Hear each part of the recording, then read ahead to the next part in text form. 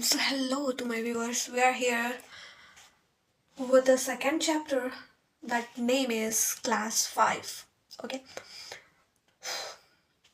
read करते हैं. Last 6 day felt like the hardest period of my life. It was as tough as if I was heartbroken.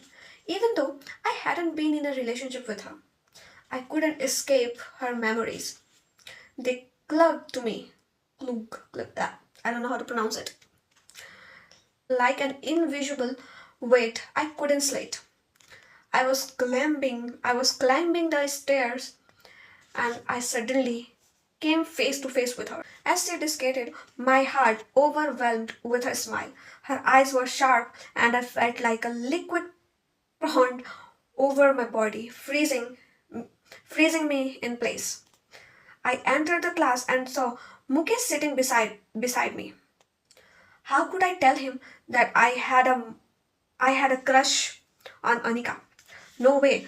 What if he told her? I had to keep my composure and try to move on. But every time I did, I felt like I was losing something important. Very important. Then she entered the class smiling. This time she looked at Mukesh with that same smile, and he smiled back at her. The class teacher came the class teacher came in with a sack of diaries to distribute. She called Anika to pass them out. With her smile, Anika moved from one person to the next, heading out the diaries. When she reached mine bench, she gave Mukesh a diary, then looked at me for a moment. Her eyes quickly drifted away. Some criminal who had just been released from jail. I couldn't understand what was happening between us. I felt rejected and it hurt deeply. बेचारे को बहुत बुरा लग रहा है. Let's continue our story. The teacher left, and since the math teacher was absent, I was supposed to handle the next period. I grabbed a piece of chalk and walked to the board. But as I turned to face the class, everyone shouted, Vikram, no, don't do that. Leave us alone. I turned around and said, okay, what do we do then? Let's play Antakshari. Someone suggested. I protested. It's not possible. Games. Let's go to the ground, another person shouted. Do you really want to play? I asked. Of course, they all yelled back. Someone has to join me to the staff room to get the permission, I said, but no one raised their hand. Their face dropped until a hand suddenly stood up. It was Anika smiling at me. Okay, let's go, I said, heading for the door. Just then, Mukesh approached us. I'm coming with you too. ये मुकेश प्यार का दुश्मन. My heart raced, but I didn't show it. He joined us as we walk out. They were whispering and laughing behind me, and my anxiety shot through the roof. Had they fell in love? My heart shook. This was my unfortunate fate. I reached the staff room and suddenly Anika grabbed my hand, pulling me to a stop. What? I turned to her. See there. She whispered, closing her mouth with her hand, her voice so innocent and soft. Tugged at my heart, she pointed toward the window. Pushing each other around, I was sobbed to the ground. Anika placed her hand on Mukesh's shoulder and walked away. I stood there feeling alone. I loved being alone, but this time my mind couldn't stop thinking about her. Why? Why? I didn't know. But the thought about her was restless. I felt like Okay.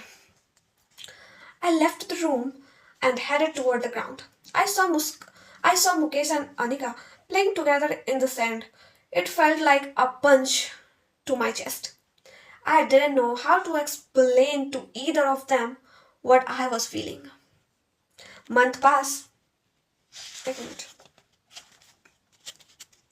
The, the days felt like a nightmare. Anika and Mukesh had grown so close. Mukesh eventually confessed to me that he was in love with her.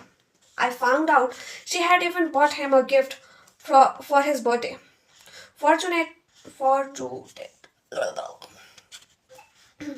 I asked him one day, so what are you planning to do, Mukesh? What do you want me to do?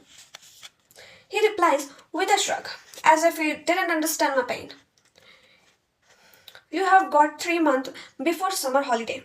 If you miss the chance now, she might not even be in the same school next year. I, I wanted to end the turmoil in my mind. If she accepted his proposal, at least I would be able to let go of her memory. He smiled shyly and hugged me. Thank you, dude. I am lucky to have a friend like you who always give me the best advice. I almost wanted to tell him, what do I have to say? I was unlucky to have a friend like you. You are stealing my crush, you asshole. But I just smiled and said nothing. Finally, the day arrived. It was the annual day at school, but for me, it felt like Independent Day. I would finally be the bright thought, and my eyes wild. There, our PT teacher and the ma'am were kissing each other. They saw us too. The son rushed toward us. What are you both doing here? What are you both doing here, huh? He asked, his voice sharp. Mukesh, seeing the situation quickly go away, I nervously explained, Sir, we had a break and we thought we would play a game. Okay, go play. The sergeant is still not fully convinced. Thank you, sir. I muttered, trying to keep my composure. Did you see anything? He asked, his eyes narrowing. Did you see anything? No, sir. I was just saying, yes, yes, you were helping the ma'am cleaning her throat, right? Anika said. Wow, Anika, you got some nerve, huh? What? I thought to myself, my heart raced. The ma'am hurried over to us. He might have just been helping me out. I ate some fish and well, she she trade off, clearly trying to cover up. I was at a loss of word. How could anyone even say that? I thought. Just forget it, sir. I said, my voice shaking slightly. If you tell anyone what you saw, I'll suspend both of you. The sir threatened, glancing at us. Sure, sir, I said quickly, eager to get out of here. We left the staff room and headed toward the class. Vikram, what brand is your watch? What brand is your watch? Anika suddenly asked. It's a Titan. I muttered under the breath. None of your business. I slept and she quickly shut up. Back in class, the news of the game permission spread like wildfire.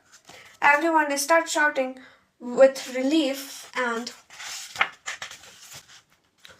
free from her thoughts. Prepared Mukesh had prepared to propose to Anika.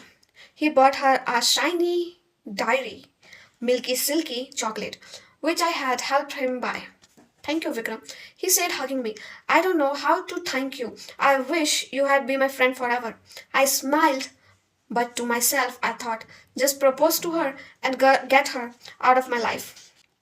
Later, I was on a stage with my team preparing for the drama performance. Anika was standing near the straight stairs, and I quickly avoided her glance and waiting to make eye contact. Not wanting to make eye contact. Vikram, she called out. What, Anika? I asked, trying to keep my distance. All the best, she said, shaking my hand as I held her hand.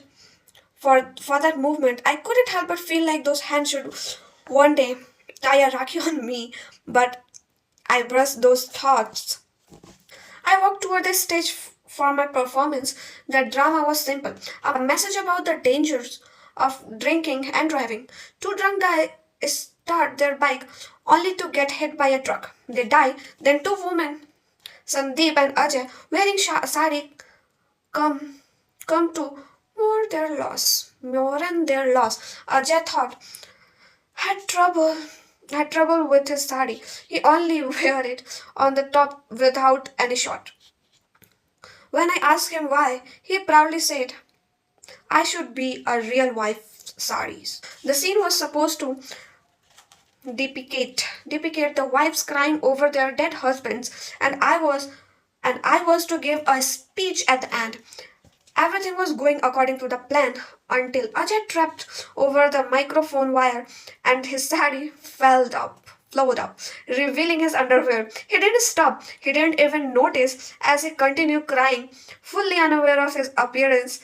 The entire crowd burst into laughing. Okay. Anika catch the sari, flying through the air, and handed me with her eyes closed. I quickly covered Ajay up. He didn't respond. He was still in his character.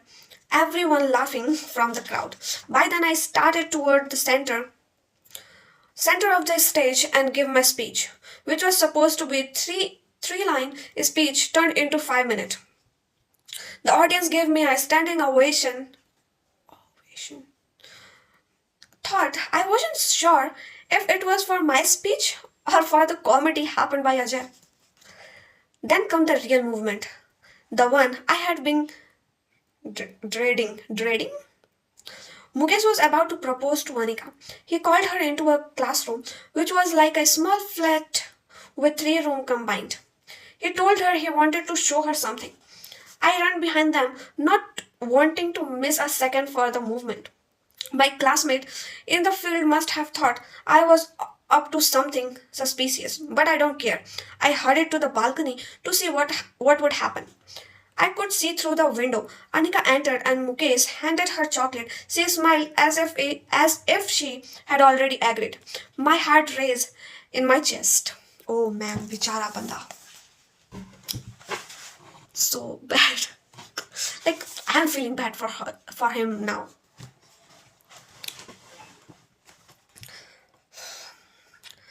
I love you, Anika. Mukesh confessed, just like in the movie, pulling a flower from his pocket. She froze for a moment, covering her face with her hand.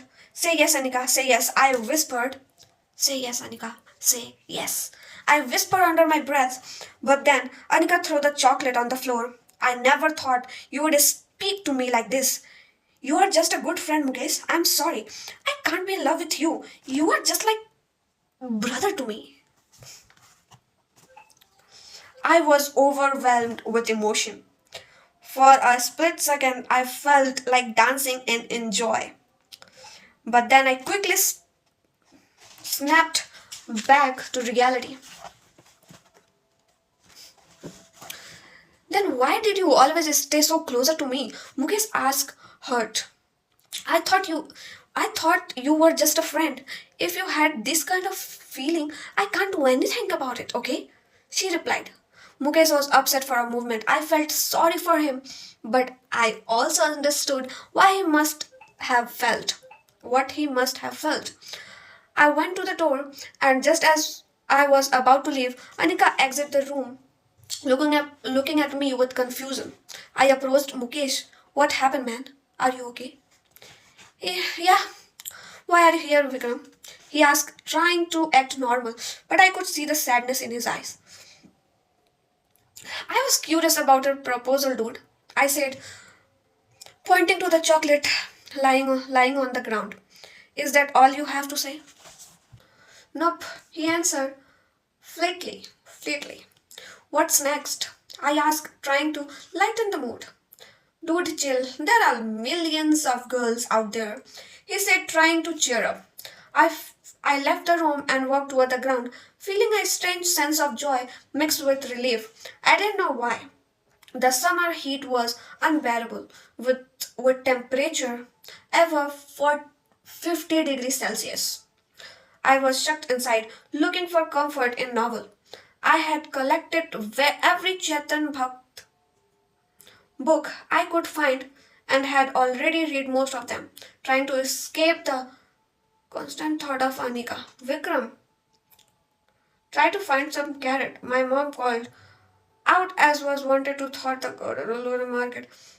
The place resembled a playground surrounded by vendors selling vegetables.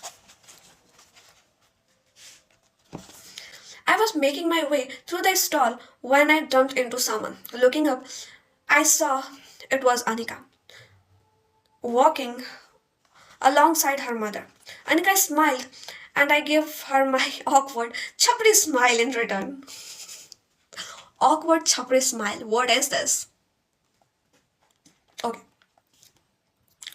I returned home and found myself daydreaming again. I imagined Anika in a field surrounded by flowers with a song playing softly in the background. Every day I found myself thinking about her, even though I know it shouldn't. I shouldn't. Her thoughts had completely encompassed my mind, and I wasn't sure how to get rid of them. The more I tried, the more harder it became. But I couldn't stop. My mind was set on one thing. I had to steal down and marry her. Okay? Suddenly my phone beep. It was a message from Bittu, a senior in my colony. Hey bro, come to the ground, let's play cricket. I quickly reply, cutting the call short. I had it. I had it to the ground, knowing that when a senior call for a game, it usually means they need fielder. I hadn't played cricket in a month, but fielding was my strength. I didn't care if I did get to ball or bat. I just loved being out there. The match was between our Vidyanagar colony and the Sri Lankan colony. We won the toss and decided to ball first. They set the target of 70 runs in 10 over, which was tough for anyone in our locality to achieve. Our batting was distraught. By the time we had faced 5 over, we were 5 wicket down. With just 25 runs on the board, the tension was playable. Playable. I don't know how to pronounce and I don't know the meaning as well. But then it was my turn. I took the bat with a heavy heart. Everyone has lost hope, but I tried to keep the spirit high. I commented the square road, but when it was my turn, the face of the bowler, the situation looked bleak. The bowler delivered the first ball and I tried to defend it, but I missed. The bowler nearly hit my swimmer. Everyone was disappointed and the mood was grim. We knew we had probably lost the match. The bowler threw a second ball. I had no how to tackle it, so I usually bat. I walked back to my cars, watching a sad face of my teammate at the and the uncle. They were all disappointed. I shouldn't have been more patient with the ball, waiting for the right opportunity. I should have had back a little longer. The last three ball could have been sixes. Suddenly, the umpire said, "No ball," the captain shouted. I turned to see a umpire signaling it was no ball because the bowler had overstepped the line. I rushed back to my position. The umpire confessed, but it was a free hit, meaning I had another chance. The ball come in and I closed my eyes, swimming with my all might. The ball soars again, but it was catched by the fielder. Another no ball. I had survived. The third ball was a dot, and the tension was unbearable. Just one ball left. We needed 6 runs to win. Everyone was holding their breath. My heart was pumping louder than ever. I could see a bowler in slow motion. I closed my eyes, swung the bat as hard as I could, and Great. When I finally opened my eyes, I realized the ball had cleared the boundary again. Another six. Our captain ran toward me, lifting me into the air, and the entire team. The celebration, people were shouting, hugging, and dancing in excitement. We had done it. We had won. Over the next few days, I became the team opener. Every match was filled with excitement, and everyone else in the colony would greet around to watch me bat. Even when we won every game and I scored two half century in the process. The victory felt sweet not just because of the match but because of those brief memory. The world seems right. All the frustration, all the pain, and all the heartache from before fed away in those glorious movement of the field. It was 10 p.m. I had skipped dinner, waiting for my father to return from home. He walked in another little and only came home on weekend. The place where he worked didn't have a proper school for us, so he had to live away from us. The doorbell rang. I rushed to the hall, excitement building inside me. I opened the door, expecting something, maybe a smile, maybe a glance, but my father saw no sign of even noticing my existence. My mother carried a hard box with his dinner, and placed it on the table. I sat behind him as he ate, hoping for a moment to talk. I didn't even greet him. I swallowed my breath and spoke, forcing the words out. Daddy, he didn't look at me. What? He replied in an aggressive tone. My courage shook instant. Nothing, I said. My mother, understanding my hesitation, spoke for me. He wants a bat and ball, she said. He wants to play cricket with his friends since no one has a bat. He wants to buy one and play with them. My father keep eating, so why are you asking me? Money.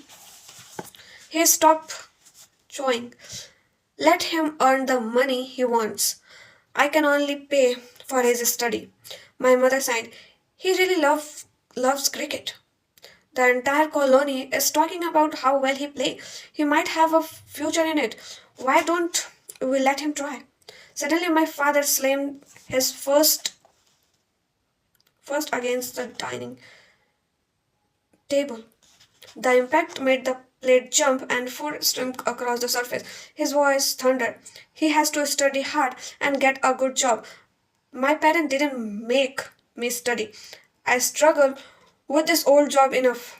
I don't want him to go through the same. I froze. My mother placed a hand on my shoulder. What if he has a career in cricket? Don't worry, Chena. Chena, I'll buy you one. My father left the plate and stormed into his room, slamming the door shut. Her words gave me a sense of relief, but still, the question in my mind was my father right? Should I follow this path and focus on my study? Or was there really a future for me in cricket?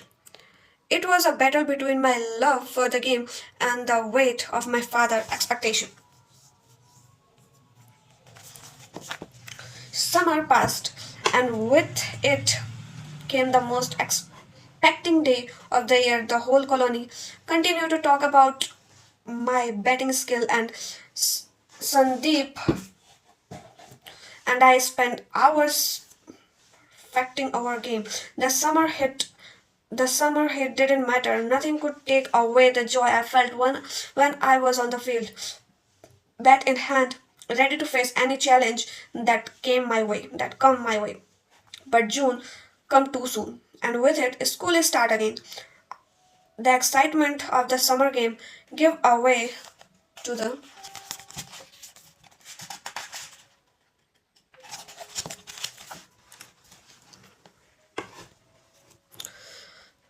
Dodge continue of class homework and the pressure of what was expected of me. Every time I picked up my book, my mind wonder to the feel, to the sound of the ball hitting the bat, and to the dream I had of playing cricket for real. I was the first to arrive at school that morning. I kept wondering about Anika. The school started at 9, but time moved painfully slow. My eyes were glued to the entrance, waiting, hoping, but what if she had changed schools? One by one, students arrived carrying their notebook, but Anika didn't. Disappointment crept in as the day passed. After school, I asked one of her friend about her absence. The reply shattered my hope. She might have changed the school.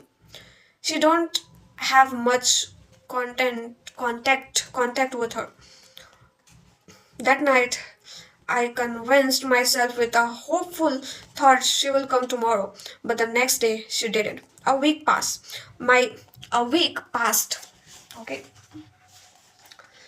My anxiety grew unbearable. Where had she gone?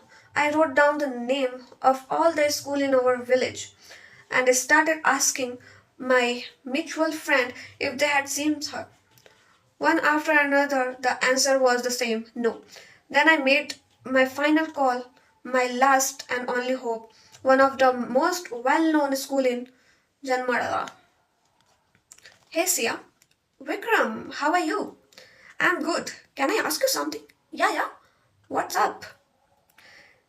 Did any new girl join your school? Yeah, quite a few. Anyone from our school? There was a pause. He mumbled for a second. Yeah, I think there is one. My heart pounded. What's her name? I jumped from my chair. Not sure, dude. Why? Try to find out tomorrow. I end the call and rushed to my mom. Mom, I felt exhausted. She looked up. What happened? I want to change the school. Oh man, what a boy he is. What a boy. He's changing his school just because of her. So interesting. I wanted to change school. It's boring here. The teacher aren't great. I want to transfer to access school. She sighed. We tried to enroll you there before, but you choose this school instead. I'm thankful you have finally changed your decision. I'll call your dad.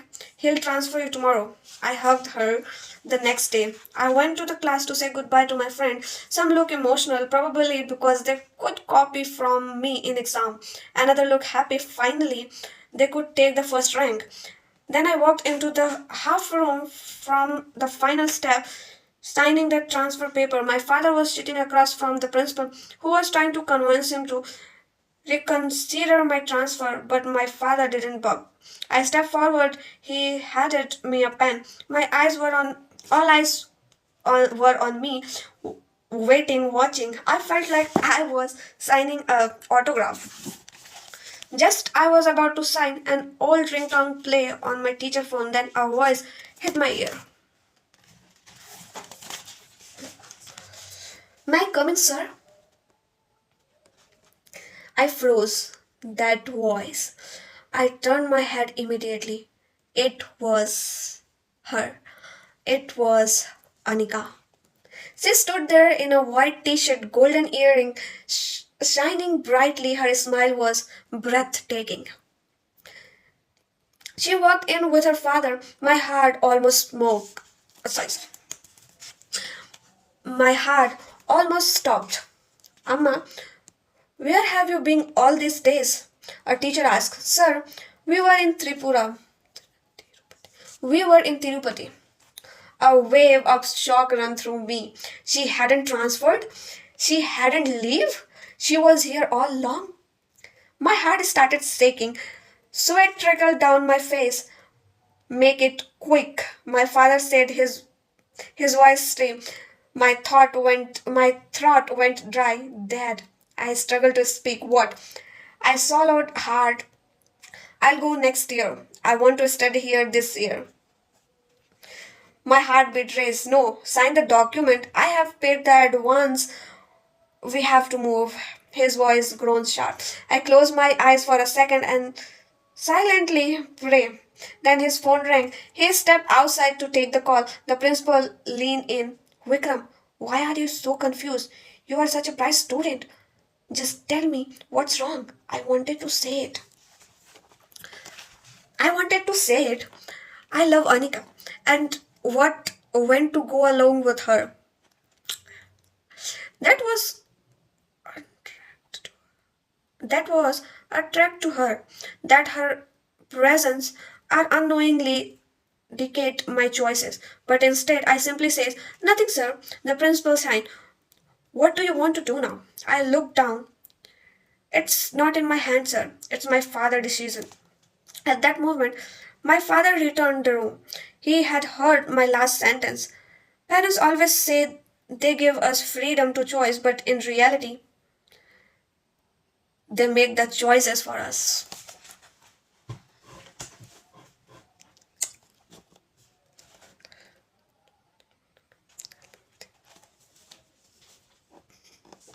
What a line he said. What a line he said. Let me mark it. Let me mark it, okay? It's like parents always say they give us freedom and choice, but in reality, they make the choices for us. What a line. He walked toward me and looked into my eyes. Then, in a calm voice, he said, do whatever you wanted to do. I'll be with you. बंदा रुक रहा है with Anika, huh? Very impressive. I like this line a lot. That's damn good. And with this, we've finished our second chapter and we will move to the third one tomorrow. So, see you. Bye bye.